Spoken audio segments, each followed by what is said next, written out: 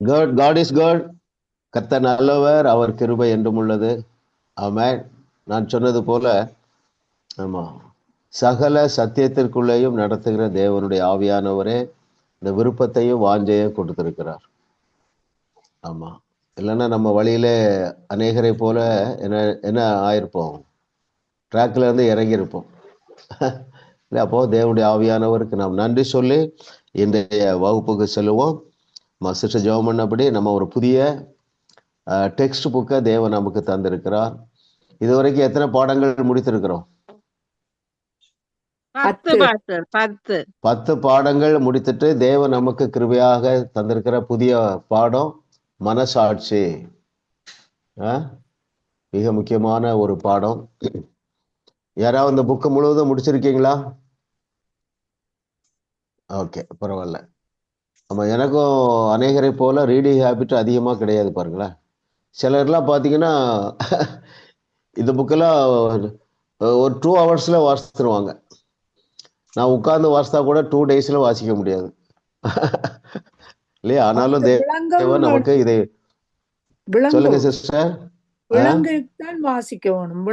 விளக்கம் இல்லாமல் வாசிக்கலாம். சும்மா வாசிக்கிறேன். Very good, very good. இருந்தாலும் சிஸ்டர், இப்போ என்னுடைய ஐரிஸ் இருக்கா பாருங்க, அவெல்லாம் ஒரு நாளைக்கு 200 பக்கத்தை விளங்கி கொள்ளுகிறேங்கிறான். அப்போ அது ஒரு கிருபை தானே.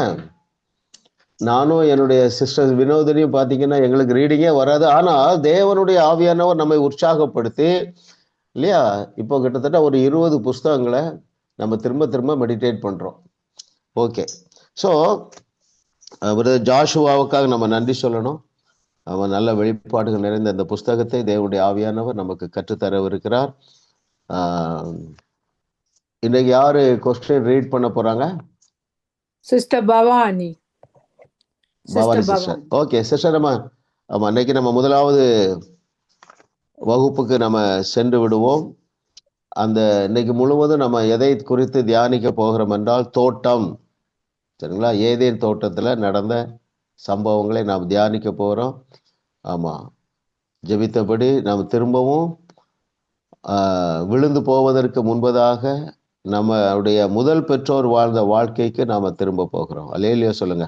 அல்லேலூயா, அல்லேலூயா, அல்லேலூயா. எஸ், இப்போ நம்ம வகுப்பு போயிடலாம் sister Jaya.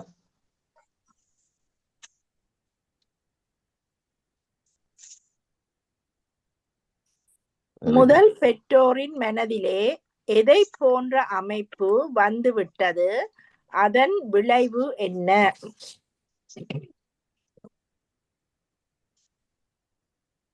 S yes sister Christian Jeban.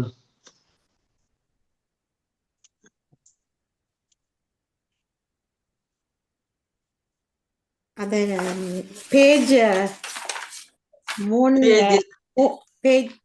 போது பாஸ்டர்.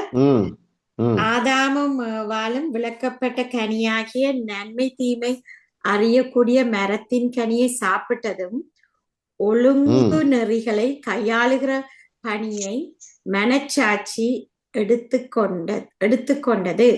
நீதிமன்றம் போன்ற அமைப்பு அவர்கள் மனதில் அமைந்து விட்டது. Okay, very good. போதும். ஆமா, பாருங்க, சரியா சொன்னீங்க. பேஜ் 13, 13, பேஜ் 13ல செகண்ட் பேராகிராஃப். கேள்வி என்னன்னா, முதல் பெற்றோரின் மனதிலே எதை போன்ற அமைப்பு வந்து விட்டது, அதனுடைய விளைவு என்ன? எதை போல ஒரு அமைப்பு வந்து விட்டது என்றால் நீதிமன்றம் போன்ற அமைப்பு அவர்கள் மனதில் வந்து விட்டது. ஓகேயா? அதனுடைய விளைவு என்ன? அதன் விளைவாக தகவல்களை தேட துவங்கி சேகரித்து அவற்றை தன் மனதிற்குள் செலுத்தினான். மனசாட்சியானது தொடர்ச்சியாக அவனை மதிப்பிட்டு அவனது எல்லா செயல்கள் மீதும் தீர்ப்பு செய்தது. ஓகே, இதைத்தான் நம்ம அதிகமாக தியானிக்கிறதுனால பின்வரும் பதில்களிலே நம்ம ஆழமாக இதை டிஸ்கஸ் பண்ண போறோம். இப்பொழுது நாம் இரண்டாவது கேள்விக்கு சென்று விடலாம்.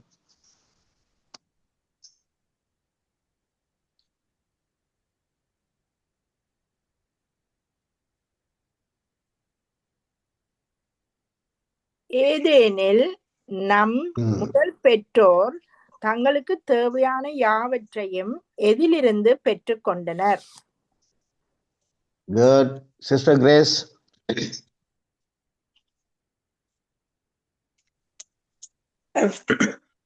அவை தேவனுடன் உண்டான உறவினால் போஷிக்கப்பட்டன. ஆதாமின் முடிவுகள், நடவடிக்கைகள், வேலை அனைத்தும் தேவனிடம் இருந்து அவன் கேட்டதன் அடிப்படையிலே இருந்தன. வெரி குட், வெரி குட், கரெக்டா சொல்லிட்டீங்க. ஓகே, சிம்பிளா சொன்ன போல என்ன சொல்லலாம்? கேள்வி வாசிக்கிற ஏதெனில் நம் முதல் பெற்றோர் தங்களுக்கு தேவையான யாவற்றையும் எதிலிருந்து பெற்றுக்கொண்டனர்? சொல்லுங்க, கரெக்டா சொல்லுங்க. தேவனுடனான உறவுகள் இல்ல, உறவு. அந்த ரிலேஷன்ஷிப்ல இருந்து பெற்றுக்கொண்டாங்க. ஆமா இல்லையா? நம்ம இதை விட பெரிய சாதகமான சூழ்நிலையில இருக்கிறோம். அதெல்லாம் நம்ம அப்புறம் தியானிப்போம். அப்ப நல்ல மனதில் வைத்து கொடுங்க. தேவ உறவிலிருந்து பெற்றுக்கொண்டனர் இல்லையா? எப்பொழுதெல்லாம் தேவன் அங்கே விசிட் பண்ணாரு? கார்டன் ஆஃப் ஈடன்ல கால அந்தி சந்தி மத்தியானம் எல்லா நேரம் அப்படி இருக்குதா, அல்லது பகலின் குளிர்ச்சியான வேலைன்னு இருக்கா? பகலில் குளிர்ச்சியான வேலை, இரவிலும் பகலில் குளிர்ச்சியான. நீங்க எதை மிக்ஸ் பண்றீங்கன்னா, பகலிலே வெயிலாகிலும் இரவிலே நில. ஆமா, ஓகே. பாருங்க, நம்ம இதை விட ஆதாம் ஏவாளை விட இன்னும் அதிகமான தேவ உறவிலே இருக்கிறோம். எப்படி சொல்லுங்க பார்க்கலாம்? அவர் நமக்குள்ளேயே வாசம் பண்ணுகிறார் pastor. Very good, very good. அதை நம்ம மறந்தே போகக்கூடாது. இதை நீங்க அப்பப்போ ஞாபகப்படுத்திக்கிடலாம். எப்படி ஞாபகப்படுத்தலாம் பாருங்க. காலையில எழுந்த உடனே பிசாசு நிறைய சந்தேகத்தை உண்டாக்க ட்ரை பண்றான். இப்ப நிறைய குறைஞ்சிருக்கும் உங்களுக்கு இல்லையா? ஏன்னா நீங்க பயத்திலிருந்து வெளியே வந்த உடனே அவனுடைய விருப்பமே என்னவென்றால் உங்களை எப்பொழுதும் அவிசுவாசத்திலே வைத்துக் கொள்ளணும் என்பதுதான். தேவன் மீது வைக்கிற விசுவாசத்தை விட்டு விலக்க வேண்டும் என்பதுதான் அவனுடைய திட்டம். ஒரு ஸ்டேஜ் வந்துட்டோம், இப்போ அவன் உங்ககிட்ட அதிகமா வர வேண்டாம். ஏன்னா என்ன செஞ்சாலும் இவங்களை விசுவாசத்துல பலவீனப்படுத்த முடியாது என்பதை கண்டுகொண்டான். சரிங்களா? இப்போ அவர்களுடைய உறவு நம்முடைய நிலையில இல்லை. நம்முடைய நிலையில என்ன இருக்குன்னா, அவர் நமக்கு உள்ளேயே வாசம் பண்ணுகிறார். இவர்களை தினந்தோறும் சந்தித்தாரு. இஸ்ரவேல் ஜனங்களுக்கு எப்படி அவருடைய ரிலேஷன்ஷிப் இருந்தது பழைய ஏற்பாட்டுல? எல்லாருமே திங்க் பண்ணுங்க. பிரயோஜனமா இருக்கும். பகலில் இல்ல இல்ல இல்ல இல்ல இல்ல யோசிங்க பாருங்க. நீங்க நல்லா, நான் அடிக்கடி சொல்லியிருக்கேன், அடிக்கடி பல வசனங்கள்ல சொல்லியிருக்கு. பழைய ஏற்பாட்டுல தேவன் தம்முடைய ஜனங்களோடு கூட இருந்தார். எங்க இல்லைன்னா அவர்களுக்கு உள்ளே, இருதயத்துக்கு உள்ளே வாசம் பண்ணவில்லை. நாம் அதிக பாக்கியவான்கள். ஆதாம் ஏவாளை விட நாம் அதிக பாக்கியவான்கள். ஏனென்றால் அவர் நமக்கு உள்ளேயே வாசம் பண்ண. 2 கையை தூக்கி அவருக்கு ஒரு நன்றி சொல்லுங்க. நன்றி ஆண்டவரே, அல்லேலூயா, அல்லேலூயா, அல்லேலூயா. எவ்வளவு பெரிய பாக்கியவான்கள் பாருங்க இல்ல?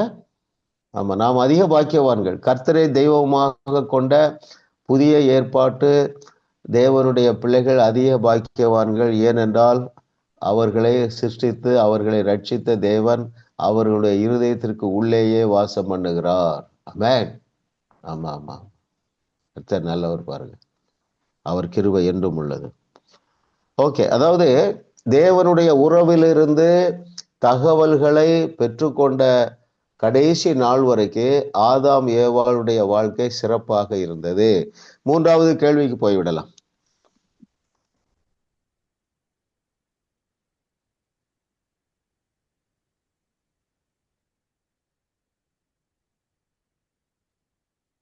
எந்த எண்ணம் காயினை கொலைக்காரனாக்கிற்று?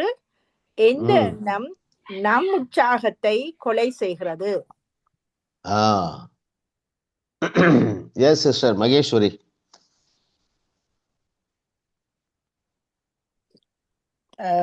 காயின் தன்னுடைய பலி ஏற்றுக்கொள்ளப்படவில்லை என்றதுனால தான் தகுதி இல்லாதவன் என்று எண்ணிக்கொண்டான். வெரி குட், கரெக்டா சொல்லிட்டீங்க. அதான் எனக்கு வேணும். ஓகே, எந்த எண்ணம் நம் உற்சாகத்தை கொலை செய்கிறது? அது நாங்கள் தகுதி இல்லைன்னு நாங்கள் நினைக்கிற ஆ வேலையில அப்பா பாப்பா, வெரி குட். ஐ ஆம் சக்சஸ்ஃபுல் டீச்சர். நம்ம ஆண்டவருக்கு எப்படி நன்றி சொல்றதுன்னு தெரியல பாருங்க இந்த ஜூம் மீட்டிங்காக.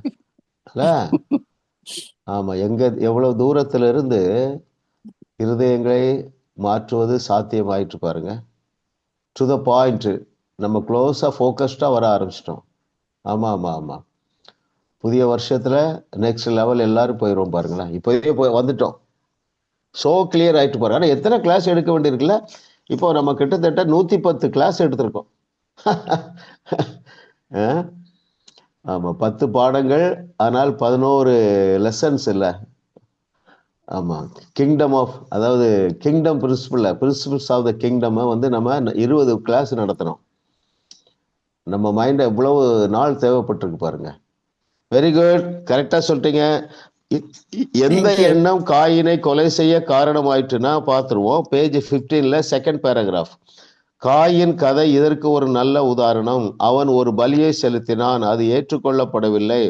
ஆகவே தான் சிறப்பானவன் அல்ல, தான் தகுதி இல்லாதவன் என்று மனசாட்சி தீர்ப்பளித்தது. தான் சிறப்பானவன் அல்ல என்று அவனே உணர்ந்தான். அதன் விளைவாக மனித குலத்தின் வரலாற்றிலேயே முதல் கொலை உண்டானது. Very good. அப்போ இப்ப நமக்கு நல்லா தெரிஞ்சுட்டு, நம்முடைய ஆவி மனிதனிலே நாம் எல்லாரும் முற்றிலுமாக தகுதியாக்கப்பட்டு சிறந்தவர்களாக இருக்கிறோம். எனவே நம்ம என்ன செய்ய வேண்டியதில்லை, உற்சாகத்தை குறைத்து கொள்ள வேண்டிய அவசியம் இல்லை. சந்தோஷப்பட்டு களி கூறுங்க. ஏன்? ஆமா, சந்தோஷத்திற்கும் சந்தோஷப்பட்டு களி கூறுவதற்கும் என்ன வித்தியாசம்?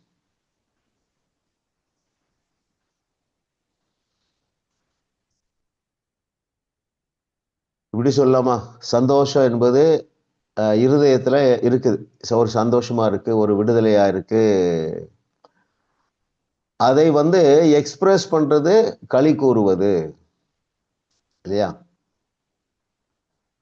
எக்ஸ்பிரஸ் பண்றது, மேனிஃபெஸ்ட் பண்றது. தாவீது எப்படி அந்த சந்தோஷத்தை வெளிப்படுத்தினான்? நடனமாடினான். பவுலும் சீலாவும் எப்படி அந்த சந்தோஷத்தை வெளிப்படுத்தினாங்க?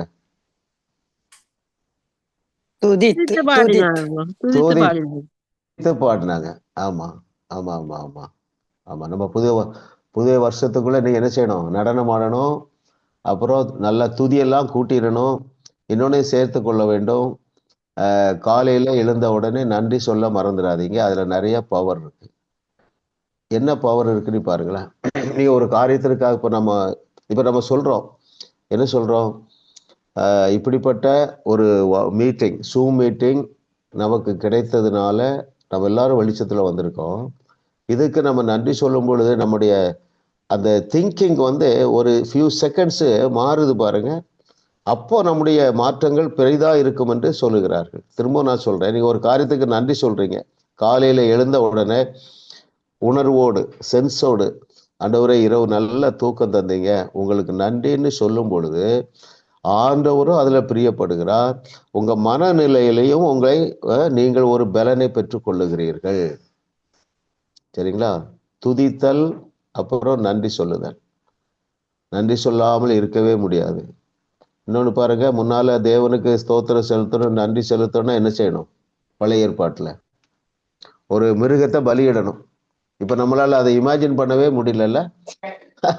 அப்போ அதனாலதான் இயேசு என்ன சொன்னார்? நம்மை அழைக்கும் பொழுது எப்படி அழைத்தார்? வருத்தப்பட்டு பாரம் சுமக்கிறவர்களே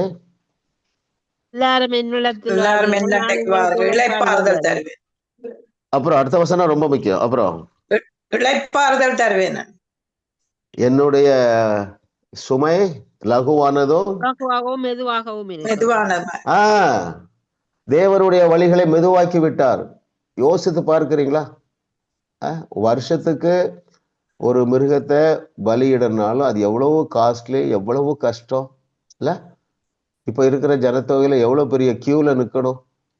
சோ அதனாலதான் சொல்ல, எப்பா ஆமா அந்த பழைய நியாயப்பிரமாண கட்டளைகள் எல்லாம் நான் ஒழிக்க தான் வந்திருக்கேன், என் வழியை லகுவாக்கி விட்டேன் என்கிறார்.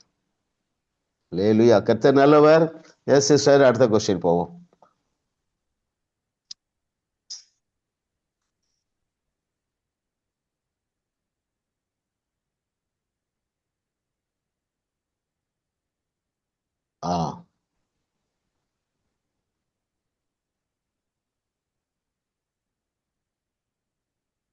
வாசிக்கிறீங்களா?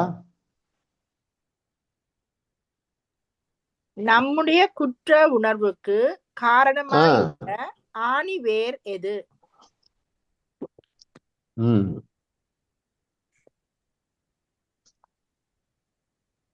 எஸ், யார் சொல்லணும் சொல்லுங்க.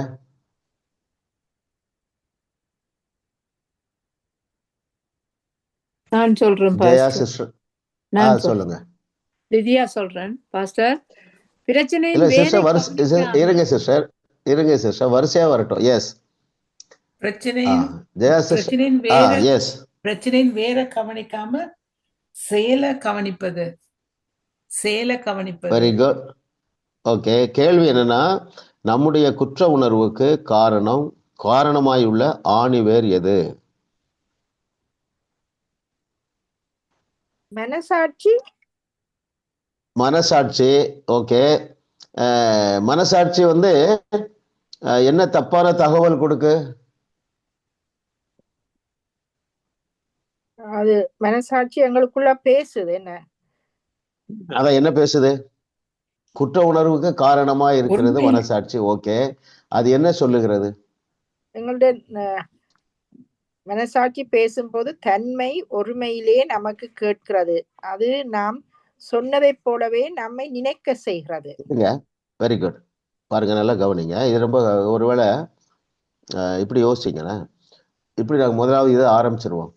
இப்போ இந்த தேவ உறவிலிருந்து நம்முடைய முதல் பெற்றோர் தகவல்களை பெற்றுக்கொள்ளும் வரைக்கும் அவர்களுக்கு பிரச்சனை இல்லை. மனசாட்சி அந்த பொசிஷனை எடுக்கல. இப்போ மனசாட்சி பொசிஷனை எடுத்துட்டு, இப்போ இந்த தேவ உறவுக்கு இப்போ நமக்கு கிடைத்திருக்கிற அந்த சோர்ஸ் என்ன?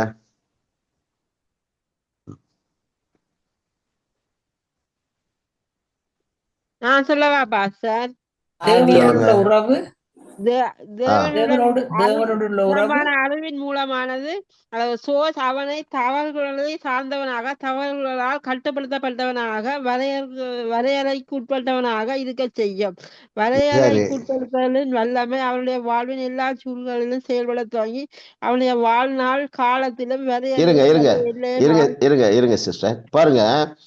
இப்போ நாம் குற்ற உணர்வு அடையாமல் இருக்க வேண்டும் என்றால் அதற்கு ஆதாரமாக தேவன் தன்னுடைய ஆவியாகிய வசனத்தை கொடுத்திருக்கிறார். தேவனுடைய வசனம் எப்படி இருக்கு? ஆவியாயும் ஜீவனாயும் இருக்கிறது. எப்படி முதல் பெற்றோர் விழுந்து போவதற்கு முன்பதாக தேவ உறவிலிருந்து தகவல்களை பெற்றார்களோ, இப்பொழுது ஆவியின் பட்டயமாகிய அவருடைய வசனத்திலிருந்து நம்ம தகவல்கள் எடுத்துக்கொள்ள வேண்டும். அதை நான் சொல்றேன் பாருங்களேன். நம்முடைய குற்ற உணர்வுக்கு காரணமாய் உள்ள ஆணிவேர் எதுன்னு கேட்டா சரியான பதில் அறியாமைதான். என்ன அறியாமை? நம்முடைய ஆவி மனிதன் எந்த அளவு தகுதிப்படுத்தப்பட்டு இருக்கிறான் என்பதை அறியாதது. கவனிங்க, நீங்க பதில் தவறா இருக்கிறது பிரச்சனை இல்லை, கவனிக்காம இருந்தாதான் உங்களுக்கு அதிக பலன் கிடைக்காது. கவனிக்கணும். எப்படி தேவ உறவிலிருந்து ஆதாமுக்கும் ஏவாளுக்கும் தகவல்கள், இன்ஃபர்மேஷன்ஸ், நாலேஜ் வந்ததோ, அதே போல இப்பொழுது தேவன் நமக்கு தந்திருக்கிற ஆவியாகிய அவருடைய வசனத்திலிருந்து தகவல்கள் வர வேண்டும். இன்னும் நான் சொல்றேன் பாருங்களேன். நம்முடைய குற்ற உணர்வுக்கு காரணமாயுள்ள ஆணிவேர் எது என்றால், நாம் எந்த அளவு தகுதியாக்கப்பட்டு இருக்கிறோம் என்பதே அறியாததுதான். தேவன் நம் மீது எவ்வளவு பாசத்தை, நேசத்தை வைத்திருக்கிறார் என்று எழுதி இருக்கிறதோ அதை நாம் அறியாமல் இருக்கிறதா? நாம் அடிக்கடி தியானிச்சிருக்கிறோம். நீங்கள் நீதிமான்கள் ஆக்கப்பட்டு இருக்கிறீர்கள், நீங்கள் பரிசுத்தவான் ஆக்கப்பட்டு இருக்கிறீர்கள், நீங்கள் பரிபூர்ணமாக்கப்பட்டு இருக்கிறீர்கள், நான் உன்னை விட்டு விலகுவதும் இல்லை, உன்னை கைவிடுவதும் இல்லை. இந்த வார்த்தையிலிருந்து நாம் தகவல்களை எடுக்க வேண்டும். எந்த அளவு தேவன் நம்மை தகுதிப்படுத்தி இருக்கிறார், எந்த அளவு நம்மை நேசிக்கிறார், எந்த அளவு நமக்குள்ள வல்லமை வைத்திருக்கிறார் என்று வேதம் நம்மை குறித்து சொல்லுகிறதோ அதை எடுத்துக்கொள்ளுகிறவர்கள் குற்ற உணர்வு அடைய மாட்டார்கள். அப்போ ஆணிவேர் எங்க இருக்குன்னா அறியாமை தான். எதை அறியல? How much we have been qualified, எந்த அளவு நாம் தகுதியாக்கப்பட்டு இருக்கிறோம் என்பதை அறியாததுதான் காயினை போல நமக்கு குற்ற உணர்வை தந்து கொண்டே இருக்கிறது. அருமையானவர்களே, எனக்கு ஒரு இது மாஸ்டர், அதாவது சொல்லுங்க. அந்த இதுல கொடுத்திருக்க பாருங்க, பிரச்சனையின் வேலை கவனிக்காமல் சேலை, அதாவது ஒரு கிளாஸ உழைச்சா எங்க பிள்ளைகள் உழைச்சா நாங்க அந்த குழந்தைய ஏன் உழைச்சான்னு கேட்கிறோம் பாஸ்டர். ஆனா கத்தர் அந்த கனியை புசிச்ச உடனே அவைகளுக்கு கேட்டது, இந்த கனியை புசிக்க சொன்னது யாருண்டு தான், நீங்கள் ஏன் புசிச்ச நீங்கள் கேட்காம இந்த கனியை புசித்தது யாருன்னு கேட்டது பாஸ்டர். அப்ப அப்படி கேட்கல சிஸ்டர், இருங்க சிஸ்டர், அவங்க தேவன் அப்படி கேட்கல, உன்னை நிர்வாணி என்று சொன்னது யார் என்றுதான் கேட்டார். சொன்னது இருங்க நிர்வாணி என்று சொன்னது யாரு? அவருடைய மனசாட்சி, அவருடைய மனசாட்சி. அப்போ உங்களுடைய மனசாட்சி உங்களை பற்றி என்ன சொல்லுகிறதோ அதை எடுத்துக்கொள்ளாமல் வேத வசனம் தேவனுடைய பிள்ளைகளாகிய நம்மை பற்றி என்ன சொல்லுகிறதோ அதை எடுத்துக்கொள்ள வேண்டும். சரிங்களா? திரும்ப அந்த கேள்விக்கு வரேன். நம்முடைய குற்ற உணர்வுக்கு காரணமாயுள்ள ஆணிவேர் எது என்றால் நம்முடைய அறியாமை. எதை அறியவில்லை? எந்த அளவு தேவன் நம்மை தகுதிப்படுத்தி இருக்கிறார் என்பதை அறியாததுதான். Very good. கர்த்தர் நல்லவர். எஸ் சிஸ்டர், அடுத்த கொஸ்டின் போவோம்.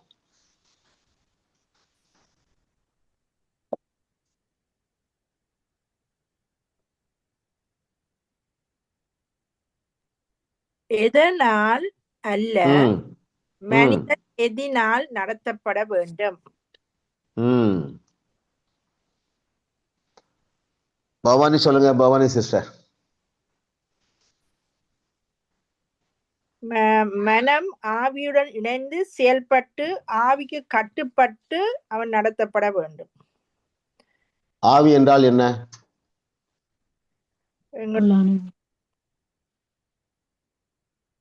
நல்ல கிளியரா வந்துருங்க. வேத வசனம் எப்படி இருக்கிறது?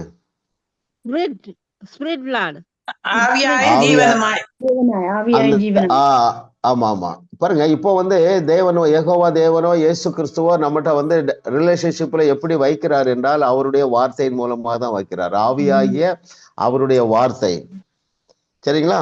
அப்போ அந்த வார்த்தை என்ன சொல்லுகிறதோ அதிலிருந்து நாம் தகவல்களை எடுத்துக்கொள்ள வேண்டுமே தவிர சூழ்நிலைகளில் இருந்து அல்ல, டாக்டர் ரிப்போர்ட்ல இருந்து அல்ல. நேற்று ஒரு தம்பி ஐசியூல ஆபரேஷனுக்கு போகும்போது கூப்பிடுறான். அங்கிள், எனக்கு உடம்பெல்லாம் ஏதோ ஊர் ஞாபகம் இல்லை, எல்லா எலும்புகளும் உடஞ்சு போச்சுன்னு டாக்டர் சொல்றாங்க, எனக்கு நாளைக்கு ஆபரேஷன் அப்படிங்கிறான். அழுதுகிட்டே இருக்கான். உலகம் என்ன தகவல் சொல்லுகிறது? இந்த பிரச்சனைக்கு தீர்வு இல்லை, ஆபரேஷன் தான் தீர்வு. அதிலிருந்து நாம் எடுத்துக்கொள்ளாமல் வசனத்திலிருந்து என்ன எடுக்கலாம்? இது அவர் நான் சொன்னா இந்த சரீரத்துல எலும்புகள் எல்லாம் ஒட்டிக்கொள்ளும். ஏன்னா என்னுடைய நாவலே அதிகாரம் இருக்கிறதுன்னு எழுதி இருக்கிறது. நான் பேசினா தீர்வு இருக்கிறது என்று வசனம் சொல்லுகிறது. அப்ப நான் பேசணும். அதிலிருந்து கொள்ள வேண்டுமே தவிர ஐயோ அப்படி ஆயிட்டோம் தம்பி, நான் ஜோமனியிடம் தம்பி அப்படி சொல்லுவது உணர்வுகளிலிருந்து வருது. வசனத்திலிருந்து என்ன வருகிறது? உங்களால் கூடாத காரியம் ஒண்ணுமில்லை, நீ மலை போல இருக்கிற பிரச்சனையை பார்த்து பேசிட்டா அது தீந்துடும். இதெல்லாம் வசனம் சொல்லுகிறது. சூழ்நிலை என்ன சொல்லுகிறது? டாக்டர் என்ன சொல்லுகிறார்கள்? மருத்துவம் என்ன சொல்லுது? அப்படி நாம் யோசிக்காமல் அந்த தகவல்களை எடுக்காமல் வசனம் என்ன சொல்லுகிறது? இல்ல, ஆபத்து நாளில் என்னை நோக்கி கூப்பிடு, நீ அறியாத எட்டாதுமான காரியங்களை உனக்கு அறிவிப்பே. இப்ப நமக்கு எந்த ஆபத்து வந்தாலும் நீங்கள் விசுவாசிக்கிற நீங்கள் பதற மாட்டீர்கள்.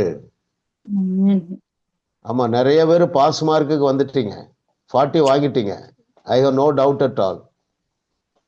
ஆனால் இன்னும் நம்ம அதில் தேர்ச்சி பெறணும். துர்ச்செய்தி வரும் பொழுது நீங்கள் அதிர்ச்சி அடைவீர்கள் என்றால் நீங்கள் தகவல்களை வசனத்திலிருந்து பெறவில்லை. வசனம் தான் அப்படி வச்சுக்கிடுங்க. தேவ உறவு நமக்கு வசனம்னு எடுத்துக்கிடுங்க. சோ கிளியர், கன்ஃபியூஸ் ஆக வேண்டிய அவசியமே இல்லை. இப்போ உள்ள எல்லாருக்கும் ஒரு கேள்வி ஓடிட்டே இருக்கும், இப்படியும் வசனம் இருக்கிறதே, எப்படியும் இருக்கிறது. இப்ப நம்ம பாருங்க, அவர் சொல்ல நல்வசனங்களை எடுத்துக்கொள்றோம்.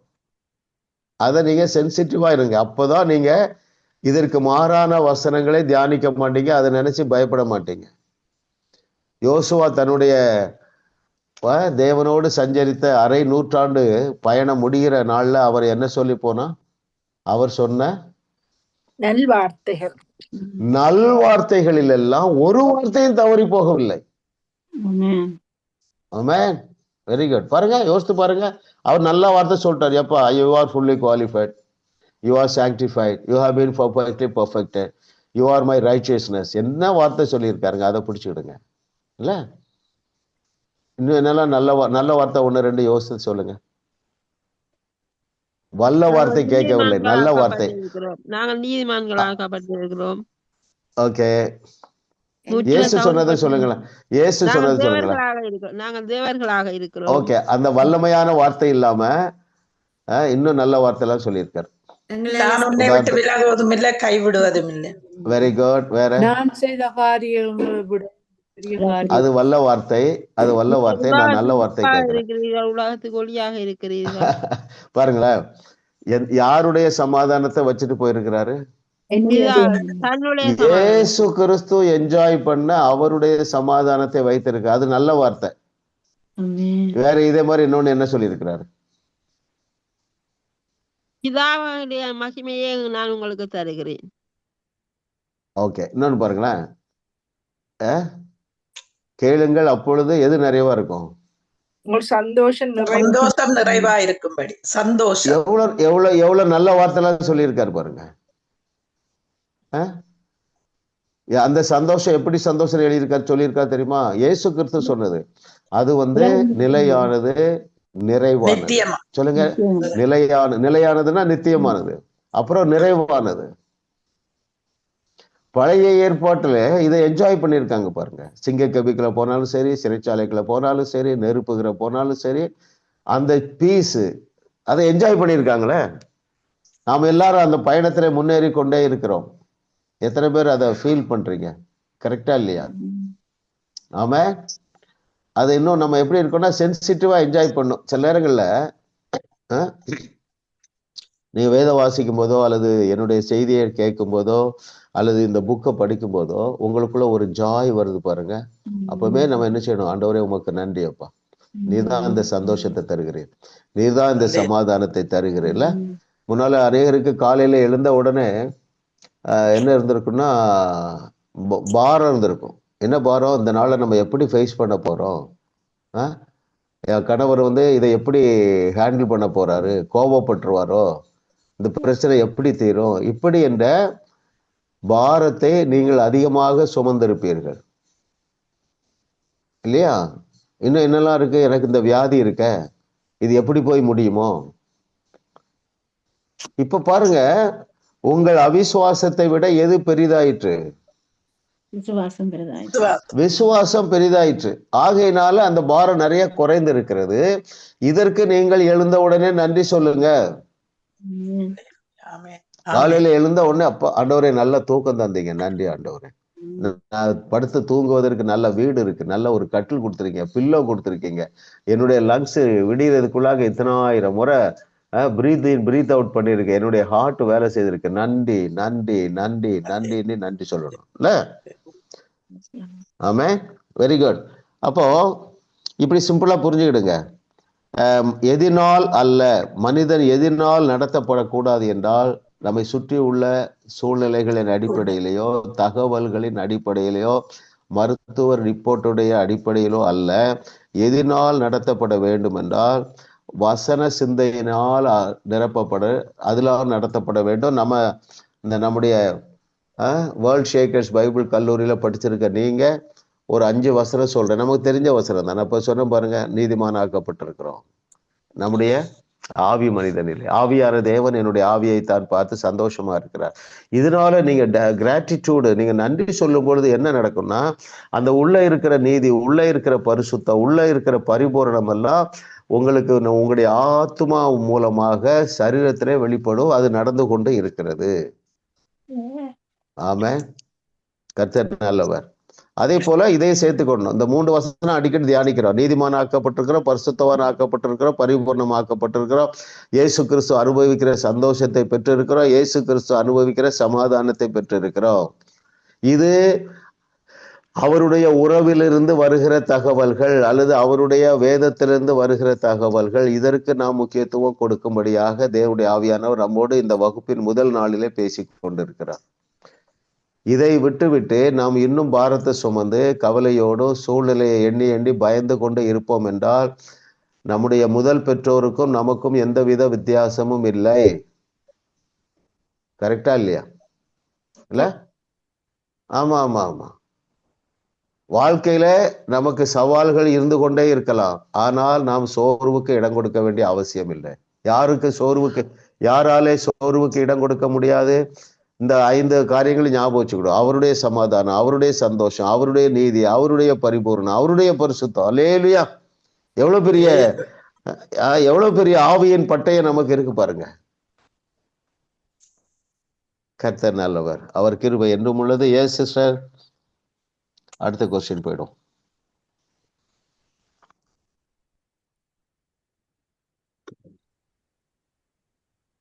எது தேவனுடைய சத்தம் அல்ல? ஒன் வேர்டு ஆன்சர் சொல்லணும். யாரு? பாமாமா?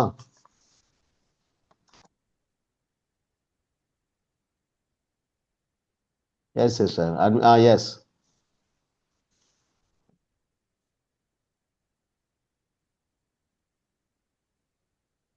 எது தேவனுடைய, சிஸ்டர் மியூட் ஆயிற்று.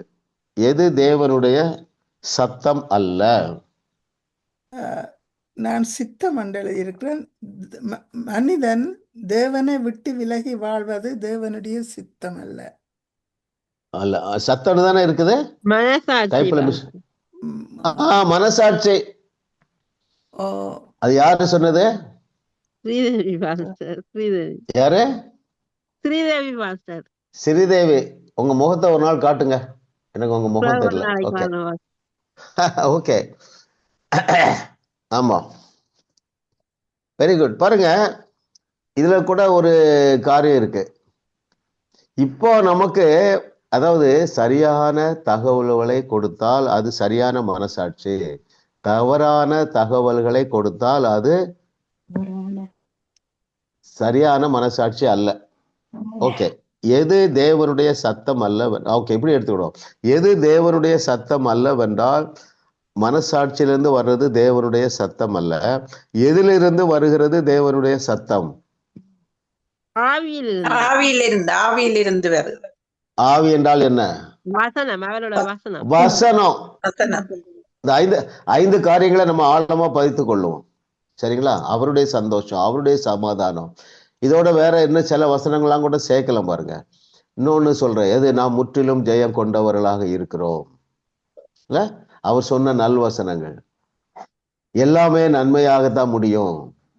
என்னால இயேசு கிறிஸ்து செய்ததையும் செய்ய முடியும், அதை விட பெரிய காரியங்களை செய்ய முடியும். இப்படிப்பட்ட ஆவியினால் நீங்கள் நிரப்பப்படும் பொழுது மனசாட்சி சரியா வேலை செய்யும்.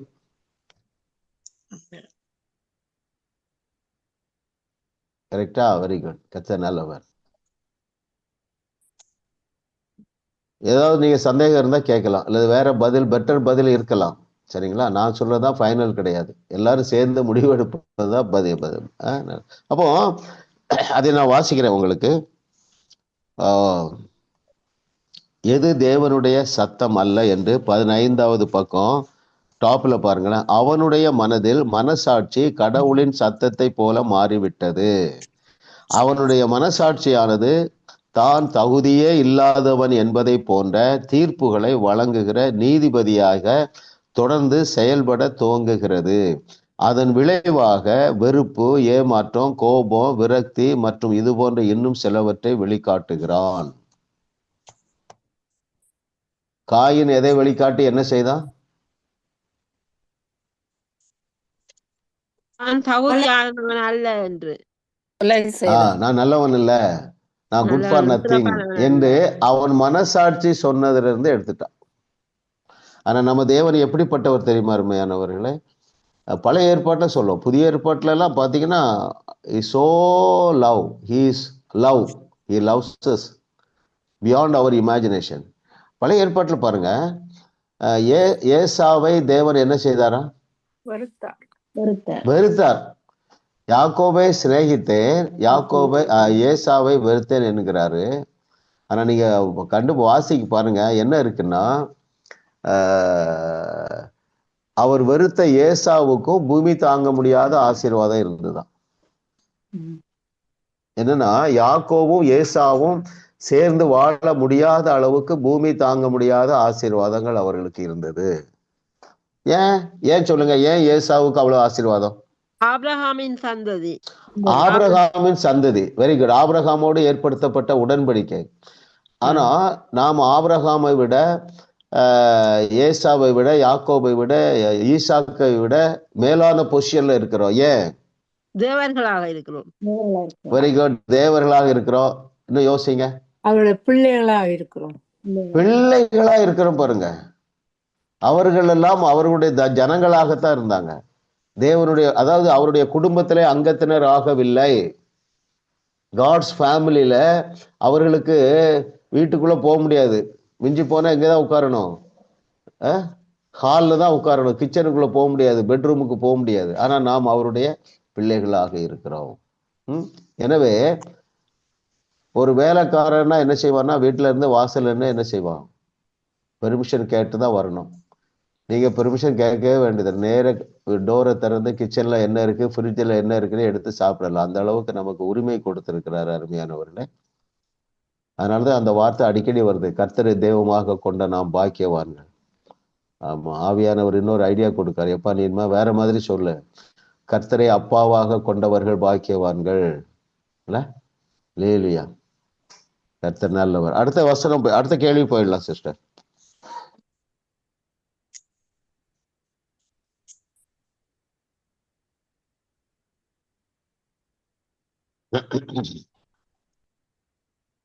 தகவல்கள் தரும் அறிவினால் நடத்தப்படுவது எந்த தீமையை கொண்டு வரும்? யாரு கியூல அடுத்தது யார் இருக்கிறா?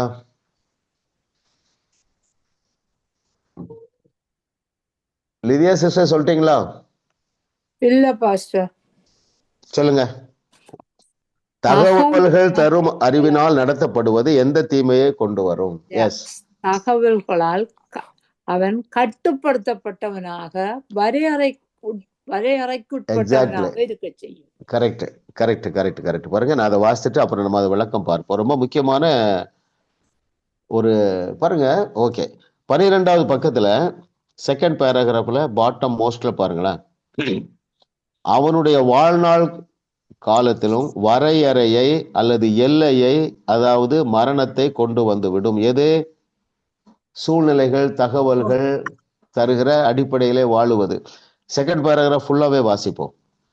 நன்மை தீமை அறியக்கூடிய விருட்சத்தின் கனியை சாப்பிட்டால் நீ சாவாய் என்று தேவன் ஆதாமுக்கு தெளிவாக சொல்லி இருந்தார். தேவனுக்கு புறம்பான அறிவின் மூலமானது சோர்ஸ், வேற சோர்ஸ், அவனை தகவல்களை சார்ந்தவனாக, தகவல்களால் கட்டுப்படுத்தப்பட்டவனாக, வரையறைக்கு உட்பட்டவனாக இருக்க செய்யும்.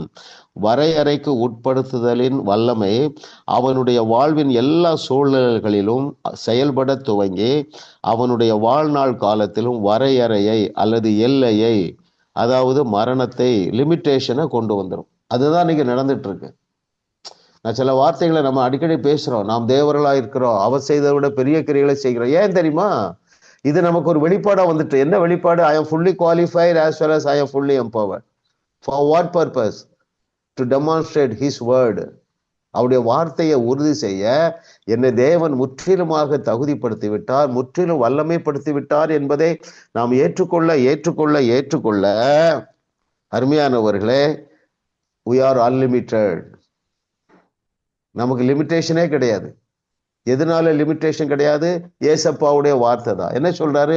நீங்க நான் செய்ததை விட பெரிய கிரியைகளை செய்வீர்கள், நீங்கள் உலகிற்கு உப்பாக இருக்கிறீர்கள், உலகிற்கு வெளிச்சமாக இருக்கிறீர்கள், நீங்கள் தேவர்களாக இருக்கிறீர்கள். இல்ல, அதனாலதான் திரும்ப திரும்ப ஆவியானவர் அதை போட்டு அடின்னு அடிக்கிறார். கொஞ்சம் பேராவது எழும்ப வேண்டாமா? இல்ல, ஆமா, 2026ல சரிங்களா, உலகத்திலே தலை சிறந்த வேத ஞானிகள் குட் நியூஸ் பிரேயர் குரூப் தான். ஆமா ஆமா ஆமா, நீங்க சீரியஸா படிக்கிறீங்க இல்லையா? எவ்வளவு பெரிய, நம்ம எல்லாம் கொஞ்சம் சீரியஸா எடுக்க ஆரம்பிச்சிட்டோம். எதை சீரியஸா எடுக்க ஆரம்பிச்சிட்டோம்? இயேசு கிறிஸ்து என்னை பற்றி சொன்னவற்றை நாம் சீரியஸாக எடுக்க ஆரம்பித்து விட்டோம். இதை எப்படி ஏற்றுக்கொள்ள முடியும்? என்னை போய் தேவர்கள்ங்கிறாரு, பூமிக்கு உப்புங்கிறாரு, பூமிக்கு ஒளிங்கிறாரு. இதை உடனே நமக்கு எங்க மைண்ட் ஷிஃப்ட் ஆகணும் தெரியுமா? எப்படி வரணும்னா, அவருடைய மாம்சத்தையும் அவருடைய ரத்தத்தையே கொடுத்துட்டாருப்பா, அப்போ தி பெஸ்டா எனக்கு தரமாட்டாரா? யோசித்து பாருங்க,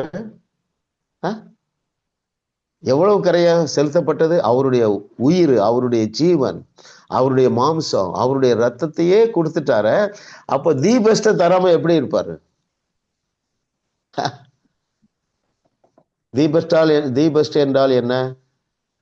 இம்மார்டல் லைஃப், மரணம், சாவு இல்லாத வாழ்க்கை.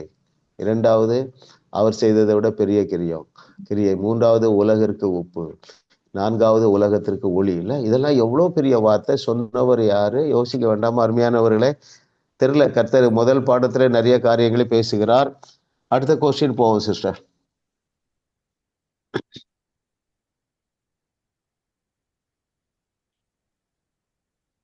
மனிதன் எப்பொழுது அறிவு சார் ஜீவியானான்? அதுவரை எப்படி ஜீவித்தான்? இதுவரைக்கும் சொல்லாதவங்க சொல்லுங்க. நன்மை தீமை அறியக்கூடிய விருட்சத்தின் கனியை சாப்பிட்டதும் மனிதன் அறிவுசார் ஜீவியாக மாறிவிட்டான். அதுவரை எப்படி ஜீவித்தான்?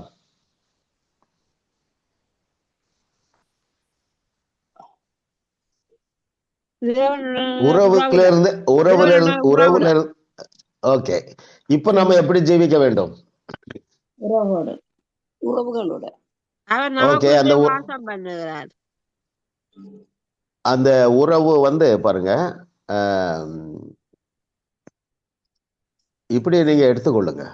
வசனத்தை சார்ந்து வாழ வேண்டும். வசனம் என்று சொன்ன உடனே ஒரு 5 காரியங்கள் ஞாபகத்தை வந்துடணும். இது முற்றிலும் தகுதிப்படுத்திய, முற்றிலும் வல்லமைப்படுத்திய. அவ்வளவுதான். Very good sister. முற்றிலும் தகுதி, முற்றிலும் வல்லமை. அந்த முற்றிலும் தகுதி, அந்த முற்றிலும் வல்லமை என்ன அளவுக்கு செய்யும்? இயேசு கிறிஸ்து செய்ததை விட பெரிய காரியம் செய்யும். அந்த முற்றிலும் வல்லமை என்ன செய்யும்? நான் பூமிக்கு ஆசீர்வாதமா இருக்கிறேன், பூமிக்கு உப்பு, பூமிக்கு ஒளி. இதெல்லாம் சொன்னது இயேசு கிறிஸ்துங்க. பொதுவா பாருங்க, நம்ம அடிக்கடி தியானிச்சிருக்கிறோம். அவர் நல்லவர்களையும் எடுக்கவில்லை, சிறந்தவர்களையும் எடுக்கவில்லை.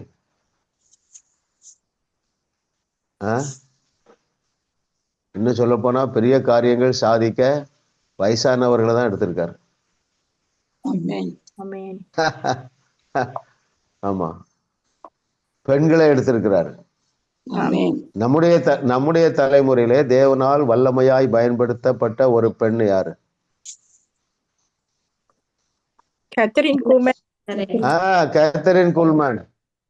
பாருங்க, அவங்கள பாருங்க. அந்த அம்மா ஒரு தபோரால் மாதிரி கலக்குறா. நான் என்ன சொல்ல வரேன்னா, நீங்க எல்லாருமே அந்த சர்க்கிள்குள்ளதான் இருக்கிறீங்க. No one is out of the circle. ஆசீர்வாத வட்டத்துக்குள்ளதான் இருக்கிறீங்க. என்ன செய்யறது? திரும்ப திரும்ப பாடத்துல அதான் இருக்கு. என்ன செய்யறது? நம்ம டிஸ்கஸ் பண்ணி தானே ஆகணும்ல. ஆமா, யாருமே 100 வயசு வரல. ஆபிரகாமுடைய ஊழியம் எத்தனை வயசுல ஆரம்பிச்சது? 100 வயசுல. நம்ம எல்லாரும் உங்களுக்குள்ளே சொல்லுங்க, இது வரைக்கும் நம்ம ட்ரைனிங் தான் எடுத்திருக்கோம். ஆமா ஆமா ஆமா, நான் அதை ஸ்ட்ராங்கா ஃபீல் பண்றேன். 73 வருஷம் வயதுல நான் வரைக்கும் வாழ்ந்திருக்கேன். 73 வயதும் எனக்கு ட்ரைனிங் தான் கொடுத்துருக்கிறாரு. இன்னும் எனக்கு ட்ரைனிங் தேவை. நீங்க பாருங்களேன், ட்ரம்புக்கு என்ன ஏஜ் எனக்கு தெரியல, 70+ இருக்கும்ல. எவ்வளவு பெரிய பொறுப்புல அவர் இருக்காரு பாருங்க. இந்தியாவுடைய பிரதமர், அவர் 75 வயதுக்கு மேல எவ்வளவு மைண்ட் ஸ்ட்ராங்கா இருக்கு பாருங்க. தேவ வசனமும் தெரியாது, தேவ ஒத்தாசையும் கிடையாது. அவர்களே 75 வயசுல 80 வயதுல அவருடைய அவ்வளவு உறுதியான மனநிலையோடு வாழ முடிந்தது என்றால், மதர் தெரசா பாருங்க, எத்தனை வயதுல மரிச்சாங்கன்னு எனக்கு தெரியல. ஆனா கடைசி மூச்சு வரைக்கும் சுறுசுறுப்பா தான் இருந்தாங்க. அவங்க லைஃபையே நம்ம ஒரு நாள் தியானிக்கலாம் பாருங்களேன். பெரிய ஆச்சரியம் பாருங்க. கர்த்தர் நல்லவர்.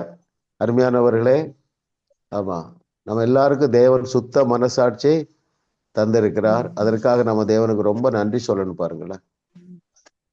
ஆமா, காயினை போல தவறான எண்ணத்தோடு வாழக்கூடாது. நான் நல்லவள் அல்ல, நான் சிறந்தவள் அல்ல, இந்த பொய்யெல்லாம் தூக்கி தூர வச்சுட்டு ஆண்டவர் என்னை சிறந்தவளாக பார்க்கிறார் இல்லையா? ஆமா, பூமியில் உள்ள சகல தேசத்தாரை விட உயரத்துல என்னை பார்க்கிறார். எத்தனை பேர் விசுவாசிக்கிறீங்கல்ல? ஆமா, ஒரு நபர் இப்படி எடுத்துக்கொள்வோம், ஒரு 30 வயசுல மிராக்கிள் பண்ண ஆரம்பிக்கிறார், அற்புதம் செய்ய பழகிற ஒரு கேர்ளே எடுத்துக்கிடுவோம். 50 வயசுல இன்னும் நிறைய மிராக்கிள் பண்ணுவோம். 70 வயசுல இன்னும் அதிகம். 90 வயசுல 120 வயசுல அது பெருகி கொண்டே தான் இருக்கும். ஆவியானவர் இன்னொன்னு என்ன சொல்றாருன்னா, உங்களை தேடி வாய்ப்புகள் வரும் என்று சொல்லுகிறார். நீங்க தேடி போக வேண்டிய, உங்கள்கிட்ட தேடி வாய்ப்புகள் வரும். அதை நீங்க சரியாக பயன்படுத்தி கொள்ளுவீர்கள். சரிங்களா? அதனாலதான் நம்ம நெக்ஸ்ட் லெவலுக்கு கொண்டு போறார். இப்ப என்ன, எத்தனாவது கொஸ்டின் போகணும்? Question number 9. எஸ் சிஸ்டர், 9வது. மனிதன் எதை பற்றி அக்கறை கொள்ளாததினால் எப்படி மாறிவிட்டார்?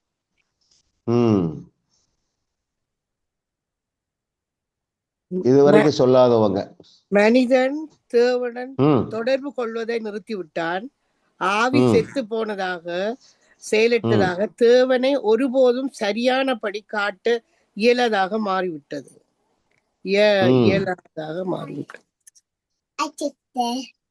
இன்னும் கொஞ்சம் பெட்டர் ஆன்சர் யாராவது சொல்ல முடியுமா? நன்மை தீமை அறியக்கூடிய விருட்சத்தின் கனியை சாப்பிட்டபடியா. ஓகே, இன்னும் கொஞ்சம் பெட்டர் ஆன்சர் யோசிங்க. மனிதன் தன்னை பற்றி, தேவனுடைய பார்வையை பற்றி அக்கறை கொள்ளாமல் சுயம் சார்ந்து சுயத்தை மையமாக கொண்டவனா மாறிவிட்டான். யார் சொல்றீங்க? சலோமி. அது கரெக்டான பதில். நல்ல, ரொம்ப முக்கியமான. மனிதன் எதை பற்றி அக்கறை கொள்ளாததினால் எப்படி மாறி, எதை பற்றி அக்கறை கொள்ளலைன்னா தேவன் பார்க்கிற மாதிரி தன்னை பார்க்கவில்லை. நல்லா யோசிங்க, உங்களுக்கு ரொம்ப ஹெல்ப் பண்ணும் இந்த சத்தியம். பாருங்க, பேஜ்ல இருக்கு, பேஜ் 14ல இருக்குது பாருங்க, கடைசியில மனிதன் தன்னை பற்றிய தேவனுடைய பார்வையை பற்றி அக்கறை கொள்ளாமல், தேவன் நம்ம எப்படி பார்க்கிறாரு?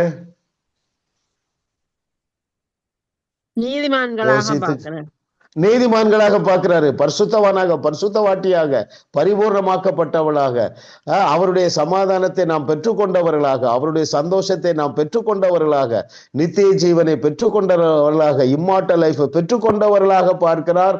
நாமும் அப்படி பார்க்க அழைக்கப்பட்டிருக்கிறோம். தெளிவா இருக்குது பாருங்க. தேவனுடைய பார்வை என்னது?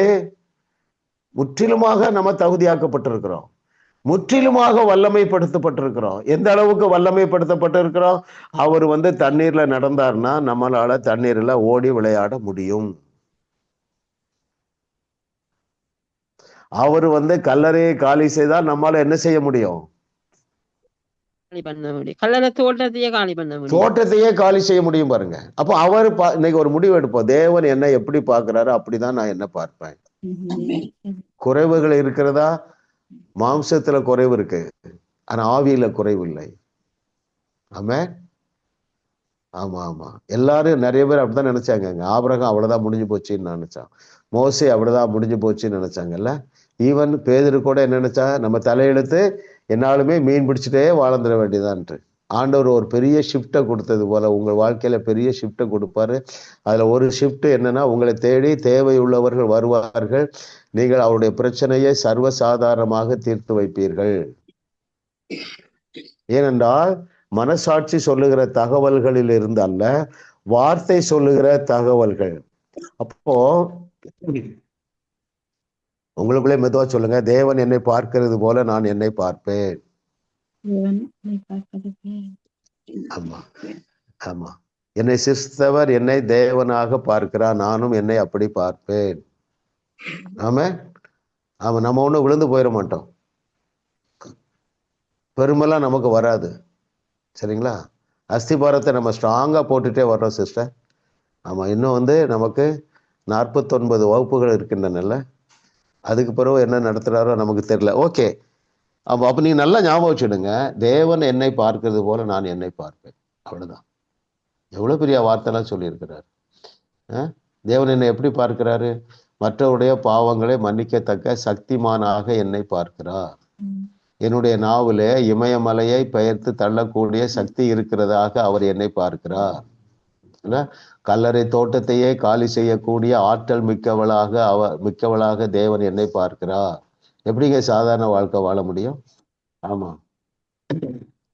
பிரச்சனைகள் இருக்கா? இருக்குது. நீங்க இந்த மனநிலையில இருங்க, பிரச்சனைகள் தானாக மாறிவிடும். என்ன பிரச்சனை இருக்கலாம்? என்னுடைய உறவினர், கணவர் அல்லது பிள்ளைகள் யாரோ ரட்சிக்கப்படலை, இதை நீங்க தூக்கி சுமக்குறீங்க. நிறைய பேர் இறக்கிட்டீங்க, இன்னும் முழுசா இறக்கி வச்சிருங்க. சரிங்களா? கர்த்தர் நல்லவர், அவர் கிருபை என்றும் உள்ளது. பாருங்க, சிலர் எப்படி பாரம் சுமப்பாங்கன்னா, மற்றவர்கள் கஷ்டப்படுகிறார்களே என்கிற பாரத்தையே நம்ம சுமக்க கூடாது. என் பிள்ளை இப்படி இருக்குதே. ஒரு அம்மா எனக்கு ஃபோன் பண்றாங்க, 600 கிலோமீட்டர் இருந்து, ஐயா என் மகா நியூசிலாந்துல இருக்காங்க, 2 பிள்ளைகள், அதுல ஒரு பிள்ளை கீழ்ப்படியமானுங்க. இவங்களுக்கு வயசு 90, இவங்களுக்கு சத்தியத்தை அறியாதவர்கள், இவங்க பிரச்சனையை இவங்களால சுமக்க முடியாது, இவங்க பேத்தி பிரச்சனை சுமக்குறாங்க. மற்றவர்கள் மனது கஷ்டப்படுமே என்கிற கஷ்டத்தையும் நீங்க என்ஜாய் பண்ணாதீங்க, அனுபவிக்காதீர்கள் என்று சொல்லுகிறேன். எத்தனை பேர் புரியுது தெரியல? அவரவர்கள் பார்த்து கொள்ளுவார்கள். கர்த்தர் நல்லவர். பாருங்க அருமையானவர்களே. எஸ் சிஸ்டர், கடைசி கொஸ்டின் போயிடும்.